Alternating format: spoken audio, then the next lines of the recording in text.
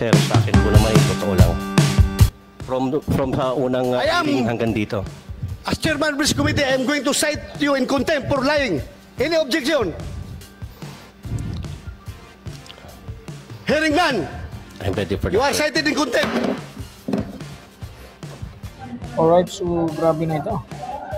Hindi na napigilan ni Senador De La Rosa ang halos magwala na sa galit. Yan. Panoorin natin. Sik, you take custody of this person.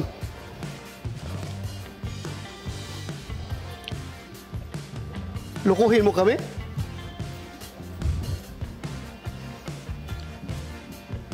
May dala na po akong bag, sir. Kunin mo na yung bag. Ha? Well, I don't believe you, Mr. Picoy. I don't believe you. In the first place, sinasabi mo na katang-isip mo yun. Pero, paano ka... alam ko yung ginawa mo ngayong discartes, afterthought na lang. Gusto mo lang magpapalusot. Dahil, sabi mo, last hearing, na gusto mo lang, diskarte mo lang yun para maimbitahan ka dito, para pakita ka ng mga ebidensya mo na yung dala mong papel, para mapatawag ka lang, kaya mo ginawa yon. Sinabi mo naman na hindi ka narinig, hindi mo alam na nandun si Morales, nakikinig sa usapan ninyo. At hindi mo alam na mayroong video recording, may CCTV. How come na magdrama-drama ka doon kung ganon? So I don't really believe you, Mr. Santiago. Yeah, you answer. Sir, para sa akin po, sir, opinion niyo po yun eh. Pero ang katotohanan po, nasabi ko na po. Katotohanan mo? Yes, sir. Is that your truth? Yes, sir. Nalukuhin kami dito? Hindi po kayo, sir, ang niloloko ko, sir. Sir, hindi ko po kayo niloloko, sir. Meron ka pang daladalang... we are inviting you here to shed light on the...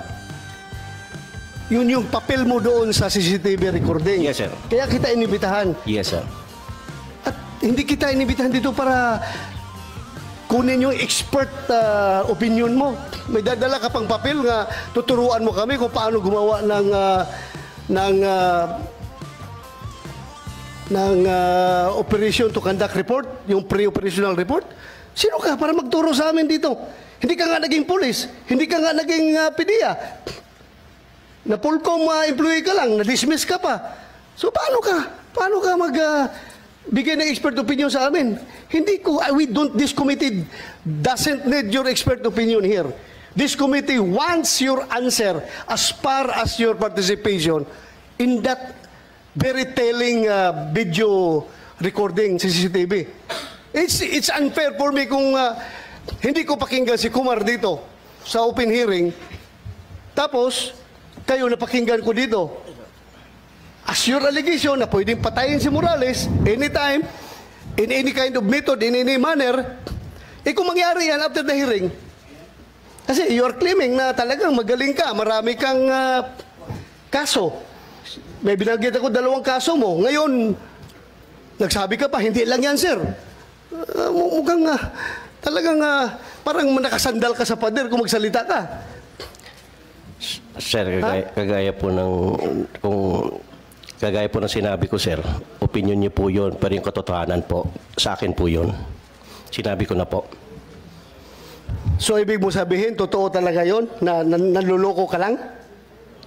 Kagaya po ng sinabi ko noong unang hearing, sir, niloloko ko po si Romy, hindi po kayo. Pero sila ang nagpasakay sa inyo, hindi po ako. Anong reason mo? Bakit mo siya niloko? Kagaya po ng sinabi ko noong unang hearing, sir, meron po sana akong gustong patunayan na 2 bagay. Yan ang unang bagay na nakarating ako dito. Dahil sa kwento ko sa 2, hindi po kasama kayo. Siya ang nagpasakay sa inyo, sir, hindi ako. Ano nga rason? Bakit mo lukuhin itong kausap mo? Para mapatawag ka dito sa hearing. Kagaya ng sinabi ko pa rin po noong unang hearing, sir, yun pa rin po. Doon ako nakatindig dahil yun po ang katotohanan. Do you think mapapatawag ka dito kung wala yung hindi pinakita ni Morales yung CCTV? At hindi mo alam na may CCTV recording yon. At hindi mo alam na nandun si Morales nung nag-uusap kayo. Kagaya po, sir, ng sinabi ko, sir, iyan po ay lahat ay isang katang-isip na para sa kanila lang. Pero ang nangyari, sila ang nagpasakay po sa inyo, hindi po ako. Sila lang po ang pinapasakay ko, sir. Kaya nga, pinasakay mo siya kasi gusto mo ma-influence ako para maimbitahan ka. Kay gusto mo kunyari mag-present ng legal expertise mo sa paggawa ng pre-operation report kasi yun ang gusto mong ipakita. Diba? Hindi ko po akalain, sir, na, sir, sa totoo lang, sir, forgive me for saying this, hindi ko po akalain na papatulan niyo po yung pang, ano ko sa kanila, sir, eh. Sa akin lang po, para lang po talaga. Sinabi mo na nga, na yun ang objective Yes, mo. sir, pero hindi ko po alam, hindi ko po in-expect na papatulan yun para makarating ako rito. Do you believe, naniwala ka ba? Maniniwala yung tao sa'yo? Yung sa video na yon na mangloko ka lang? Depende po, sir, yan sa taong nakikinig, sir. Ang akin po... You are lying! Come again, sir? You are lying! Opinion niyan, sir. Sa akin po naman, yung totoo lang. From sa unang hearing hanggang dito. As chairman of this committee, I am going to cite you in contempt for lying. Any objection? Hearing none. I'm ready for You that, are sir. cited in contempt.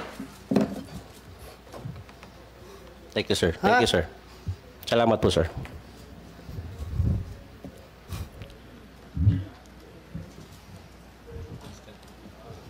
Kumsik, you take custody of this person.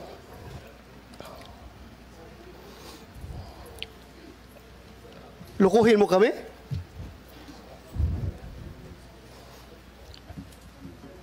May dala na po akong bag, sir. Kunin mo na yung bag. Ha? 1 minute suspension.